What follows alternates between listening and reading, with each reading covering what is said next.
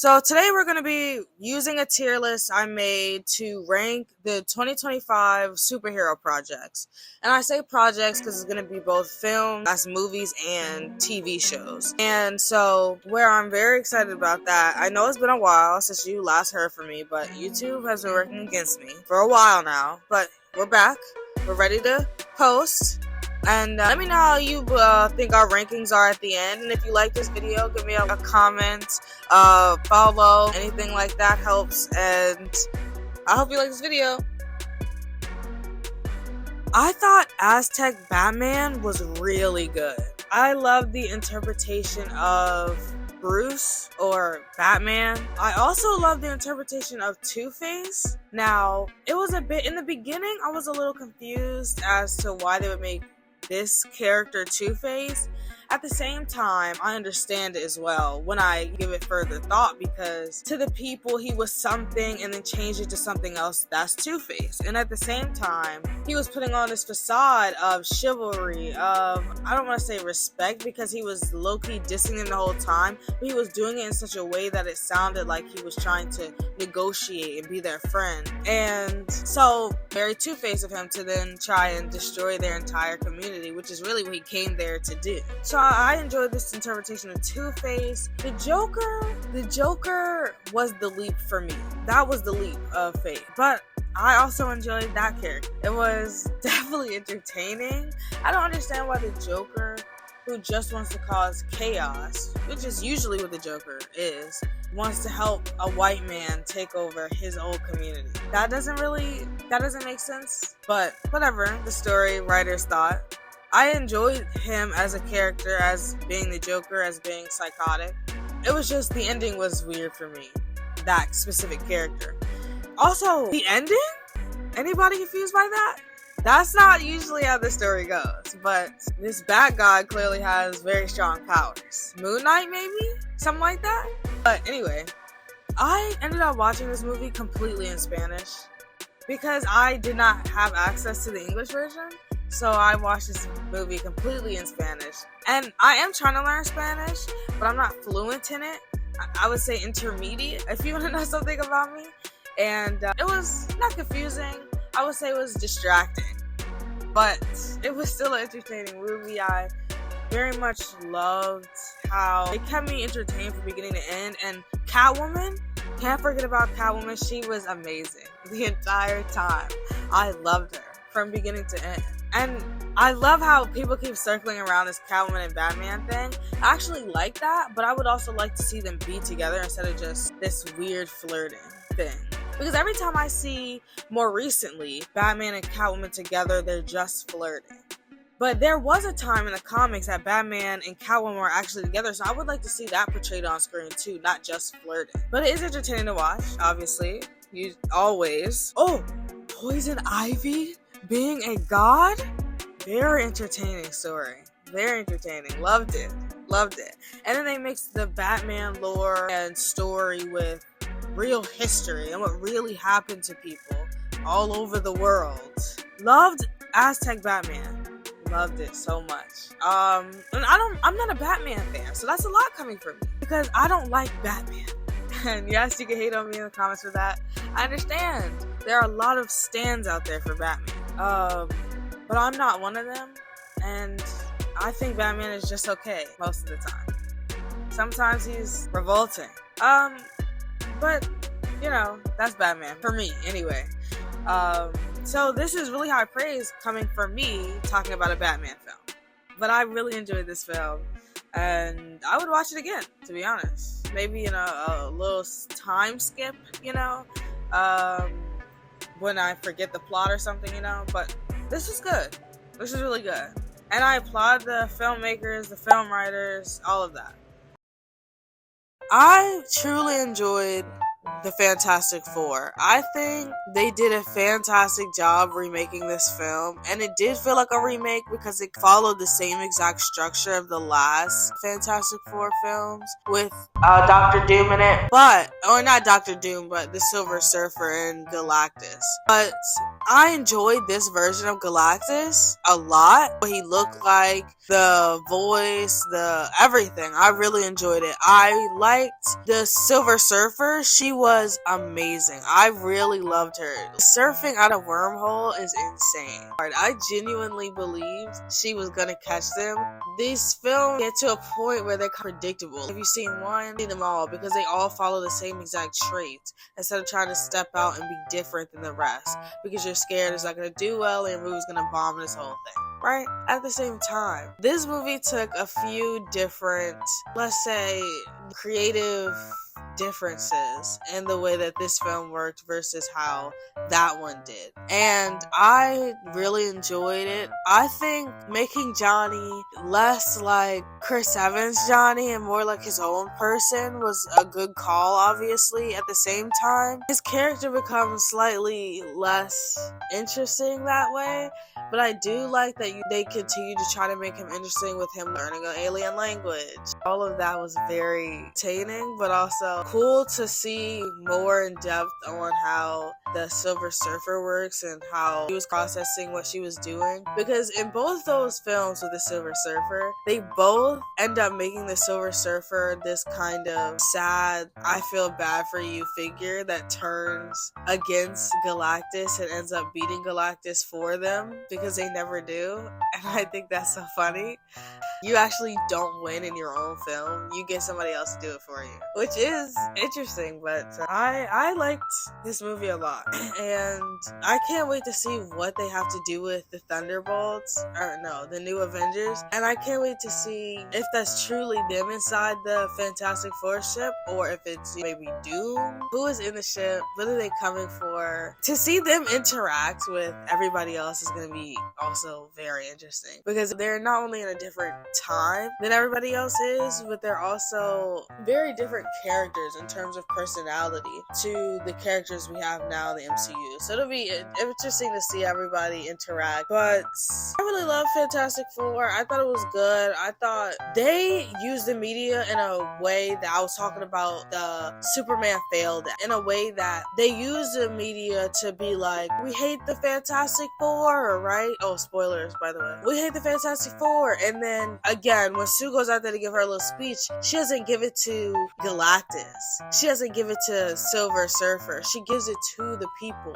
to the media, so they can hear what she has to say, so that when we see the news again, when we hear the people talk again, it would make sense why people would be on their side, because she gave them the information they needed to know to be on their side. Does that make sense? So I love the media usage and the way that they use the audience, the crowd, and that film to sway the audience of the one watching the film. I don't know. I liked a lot of different elements about Fantastic Four. I think killing Sue in multiple different Fantastic Four movies is getting to a... That's what I think. She didn't have to die. Why kill her? It doesn't make... If she's just gonna come back to life 2 seconds later, it's not impactful. Yes, you can show her kid is super powerful, cool, but like, to kill her, you don't have to. Not just to show that he's powerful. It doesn't have to be that way. There's different ways to do that, but here we are. So I'm gonna go ahead and put Fantastic Four in assignment accomplished. We're not gonna put her in overachiever, because though she was great, she was not fantastic.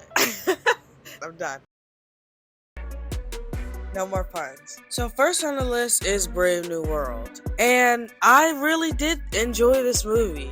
It's not one of my favorite superhero films of 2025 or of all time or anywhere near that, but I did like this movie. It kept me engaged the entire time.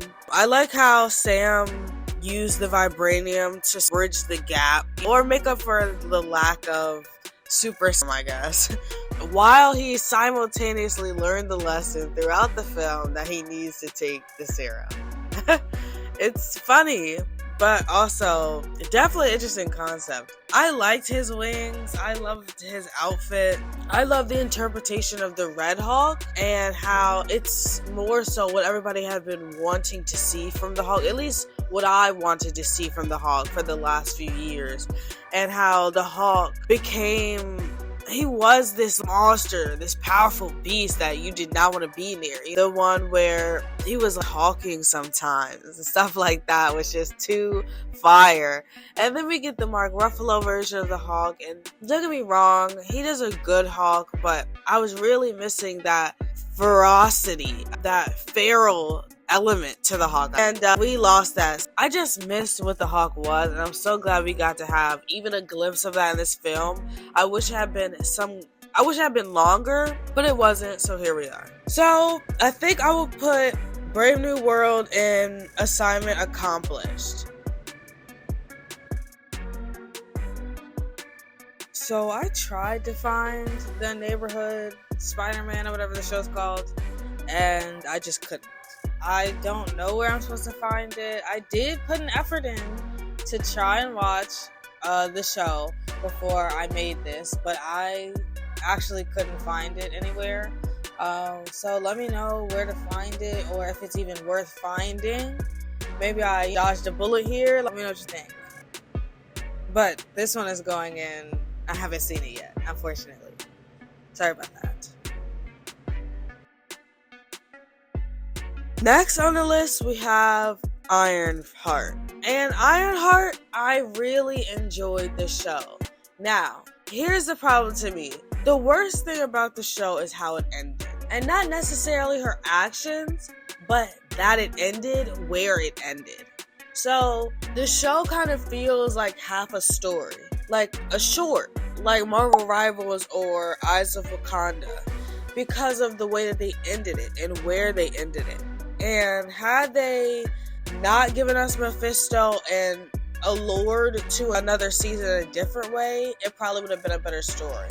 Or if they showed Mephisto and then continued on to show she might have made a deal with the devil, but this is how she gets herself out of the situation, then that would have helped. But because they paused it at her making one of the worst decisions she'll ever make in her whole life, it's awkward placing. And so I really loved the film. I loved how they mix technology with magic. That is super inventive. That's different. It sets her apart from Tony Stark in terms of how their suits work, how they've created these unlimited power sources for their suits, and how they operate and what their suits are used for in terms of why they were made. It's all very interesting, and the side characters were fun but not memorable. Riri was fun, but it would be nice to see a sort of kinder side to her. Who pulls out that softer side to Riri? And clearly it was her best friend that's died, but it would just be nice if another character could also do that as well, because her being angry the whole season was... Even grief has its lighter sides and lighter shades, let's say. Not all days are dark while you're grieving. Some days are better than others, and some days are worse than others, and I wish they had shown that more, I guess is what I'm saying. So, really loved Ironheart. Now, I'm between Assignment Accomplished and Love Island Supernatural, because Assignment Accomplished feels kind of high on the list for the way that it ended. At the same time, Love Island Supernatural feels kind of low for the way that it ended, so I'm not sure which one I should put this in. Now, I do think I'm going to end on Love Island Supernatural because it was fire, but it could have continued or maybe just shortened a little bit. I'm not sure. But the way that it ended was a little bit of a turnoff from how good I thought this project really was. So we're going to end on Love Island Supernatural for Ironheart.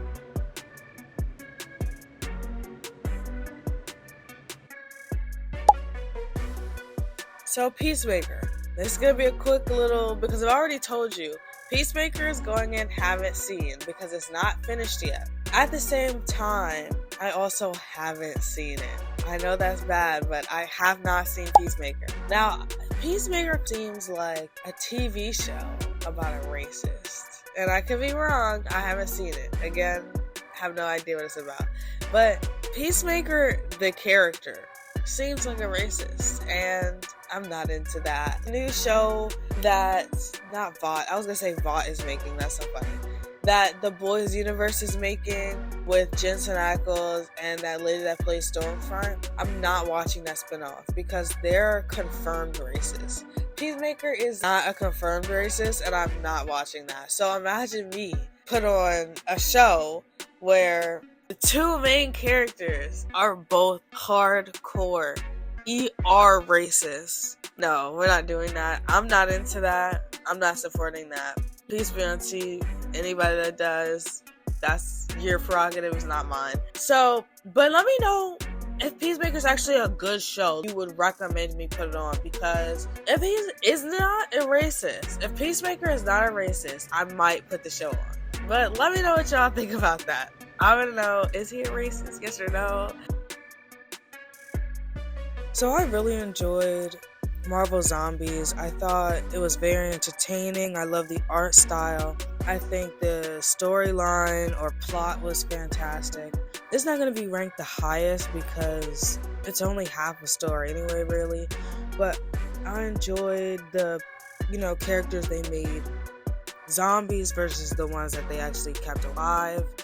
I wonder why Wanda got to keep her brain even though she was bitten, versus the ones that just became mindless killing machines.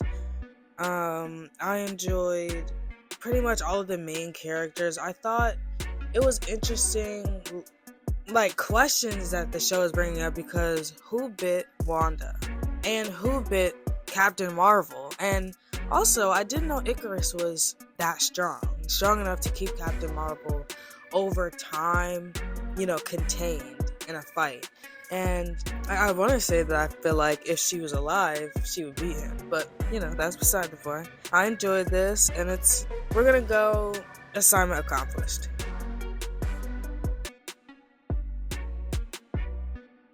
Daredevil Born Again. I had high hopes for this show. I really did. I truly enjoyed the Daredevil TV show on Netflix.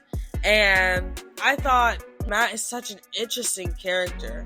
My issue is, when I came into the show, my hopes were high. And then watching it, they lessened every week. And it sounds harsh, but it's true.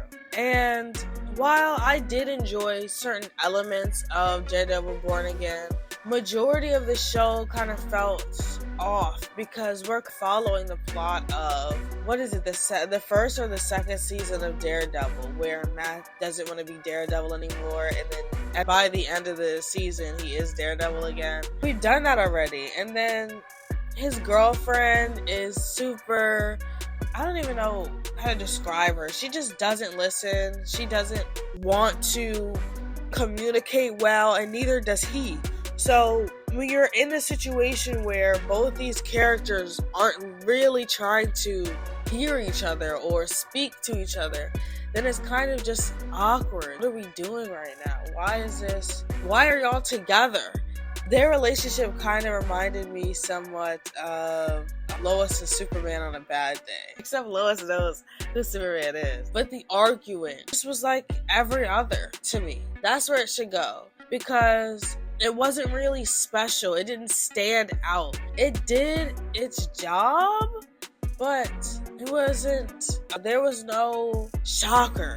There was no factor that stood out that made this film or this project kind of peak in any way, and that's what I was missing. There's just an element of special that just wasn't there. But I did like the show, and I don't know, I hope that the next thing they make for Matt or for Daredevil is more interesting. Also, can't wait for him to love that game. I just got into it. Anybody wants to play me, we totally can. I'll put my PlayStation out in the comments. But can't wait for him to join my Rivals. But the show is okay. So we're going to put that, and we're moving on.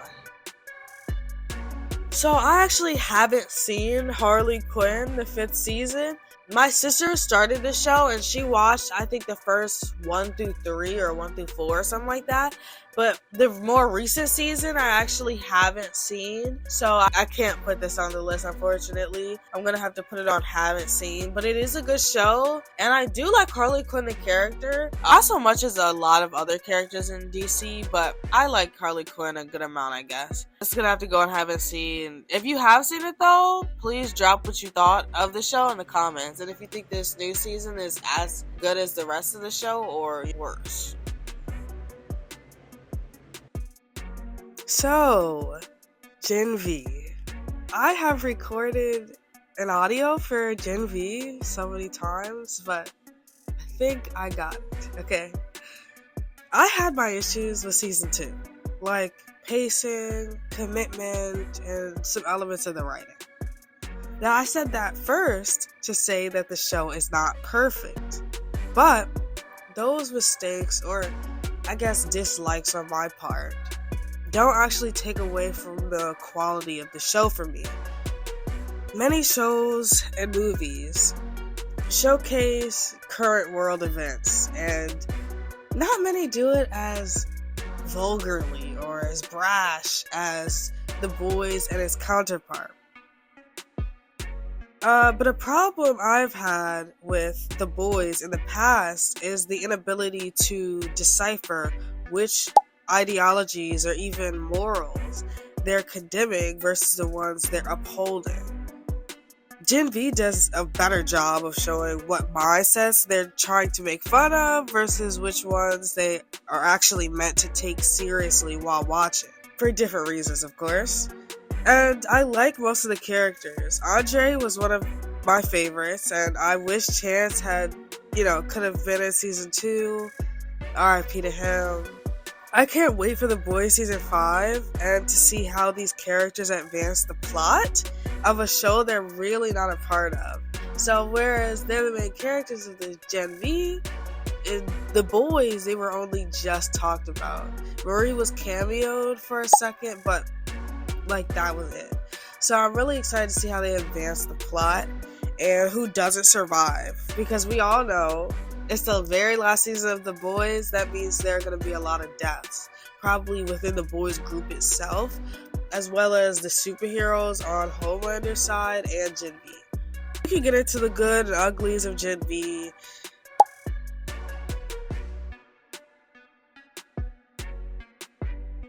In a separate video, but for now, in my opinion, Gen V remains pretty much peak.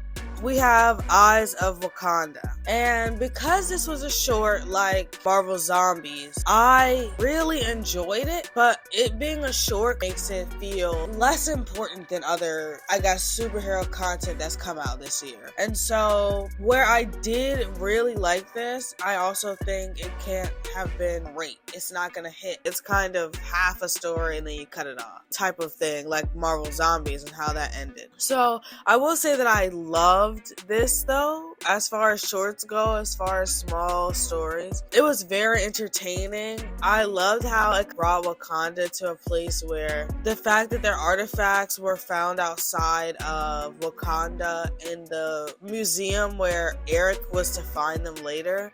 It's funny that that's an intentional choice that Will purposefully did, because at one point they knew the future. That's amazing. And I love the expansion of Wakanda. And a lot of times when people try to expand a world, it's boring. But I loved how they did it in a way that's kind of like that new Predator movie, Killer of Killers. I think that's what it's called. This was like that, in that way that the characters connected at the end of each story, but they all had their own individual stories and all of their own individual lessons that were all very interesting. I thoroughly enjoyed this. Art style, the fighting, loved it. Thoroughly enjoyed Eyes of Wakanda. And if they were to drop a second season, I would watch it because I was so entertained. Now, it wasn't great, but I enjoyed it. Let me know what you thought about it, but I enjoyed it. I haven't heard anybody say anything about it because it has less, I guess, value than something that's like a blockbuster film. Or at least that's kind of how people value things in media in terms of movies and shows. But let me know what you think about that. So there are many things that I loved about this new Superman film, but there are also many things that I really didn't like about this new movie. And so I want to say that I liked it, and I think I did. I enjoyed the film. It kept me interested from beginning to end. My issue is the problems scream just as loud as the great qualities. And the great qualities are things like the musical scores. Very Superman, very epic, very important and loud. Or things like the color grading and how bright and pretty and loud everything looked. And how the CGI meshed very well with all of the other mechanics, making everything work and look smooth. Everything was gorgeous. 4K image. My issue with the film is very loud though. And there are a few. One being that the media is used as a reference to show how the world views Superman, right? And then they take out that reference at the end. They give us a reason for the media and the world to turn against Superman, and then don't use the media as a way to prove to the public, I guess, why you take an element in and then forget about the element at the end, which I think is poor writing. Also, where the Superman is cute and clumsy and the whole perfect white boy thing, the actor did that very well, very Superman. And the lady that plays Lois also did a fantastic job portraying Lois Lane. My issue is they did not do a good job, or maybe the writer did not do a good job to show everybody why you want these two together, other than the fact that she's Lois and he's Superman. They kind of want you to come to the conclusion that because of these people,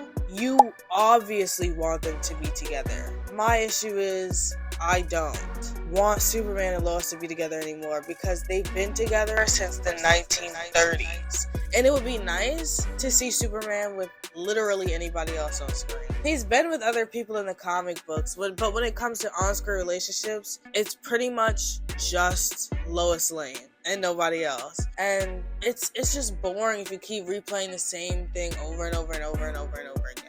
I think I would love to see some originality, some imagination in terms of storytelling and in terms of character building, because Jimmy, not a great character choice for me. Or maybe it was the casting, but why is my big question on why his character even exists. I had a few issues with his character, but again, I like this movie. I didn't think it was bad. I just think that some of the elements weren't well thought out. Having that kid wave the Superman flag and then Superman doesn't show up, it feels like you're waving Chekhov's gun and then you're gonna break that rule, even though it's one of the most, I think it's a very important rule of filmmaking. Now, not every filmmaker does this, but I think it's a very important rule in filmmaking that if you're gonna wave a gun in my face, it better go off. So to have you wave the Superman flag and the Superman doesn't show up feels like a wasted or missed opportunity. It feels like, oh, you're laughing at me. You're laughing in my face. Because why did you do this entire thing where you led up to Superman is deeply involved with what's happening in Baravia, and this is all because of him. And then you don't even have him be the one to come and fix the issue or contain the situation. He doesn't show up at all. I don't know, it's a whole thing. I liked it, didn't love it. That's my issue. And I do get why people loved it. I personally didn't. I think the elements that they, like taking out him cussing and making him say stuff like golly, good for you. It makes him more perfect than human beings actually are, which kind of takes out the whole I'm human bit, because some people don't cuss, but most people do. And it just feels more alien than not, I think. And anyway, I could talk about this forever as well. Just like Gen V, we could continue this conversation. I can go in depth with why I don't like and why I do like this film. I'm not going to do that right now. I tried to do that. I made an entire video for Superman and YouTube won't let me post it. So you'll probably be seeing that soon. And I'll do my best to get that to you. But we'll talk about Superman again sometime later. But know that I made that video first. I really enjoyed Thunderbolts. I thought it was a fantastic movie. It's not something that's never been done before in terms of a movie you think doesn't end in a hug, ends in a hug. But at the same time, it's very different than the first Avengers, which is really what they were going for.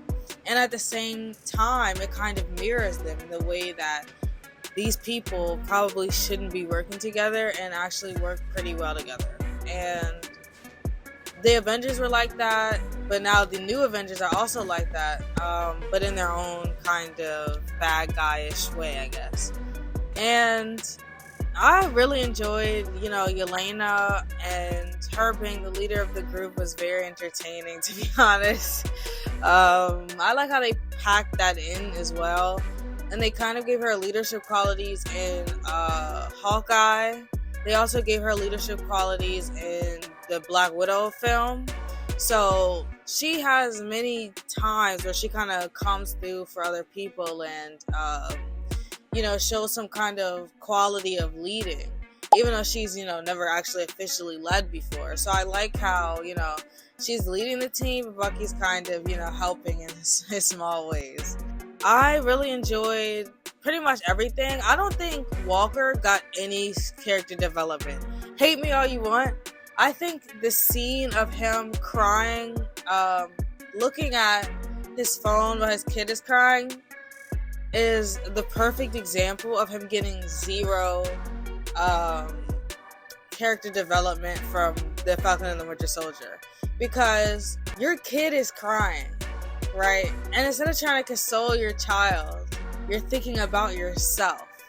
And even after your wife comes in, yells at you about it, and leaves the room, you're still thinking about yourself, what you lost. Like, how is that somehow leadership material? Or not even leadership material, but how is that a good person? Where is the growth? Because instead of going home to your wife and child and making amends for being extremely selfish over the last God knows how many years, you're sitting out here living in the Avengers Tower with the new Avengers. Go home. You have more to lose than everybody else on this team. Go home. Why are you here? I don't think Walker got any character development, but I also think that's the best thing about his character. I don't think they're trying to redeem him. He's kind of like the Punisher. You're just bad. Him, of all the people on this team, he has to be the worst. Mentality-wise, not necessarily in action, like what you've done. I think maybe Bucky and Yelena are the worst in terms of the action they've actually taken against other people that would make them bad. But mentality-wise, I don't think he has any shame whatsoever about killing the man he killed in the Falcon and the Winter Soldier. And that's a really big part of why he's no longer Captain America. That's a really big part of why he shouldn't have been Captain America to begin with. And so for him to not acknowledge that, only to say that, well, he shouldn't have run. Wow, really? That's all you have to say about the situation? He shouldn't have run? If you're not guilty, why did you run? Well, people run for many reasons, but can't possibly be that you're carrying a weapon and you're a super soldier. Anyway, but I also liked it about him. Not all characters need to be redeemable. Not all characters need to be, I need to feel some kind of empathy towards. Some characters can just be a-holes, and I can just dislike you from the side. I actually like not liking every single character. It makes the show more entertaining, or a movie more entertaining, when all the characters aren't completely likable. And I think Walker's one of those characters for me, especially in this group. And I really enjoyed Thunderbolts. I thought it was very entertaining. I liked how it ended. I think some parts were stupid to me in terms of the part where they're all in Bob's mind and they're all being held down.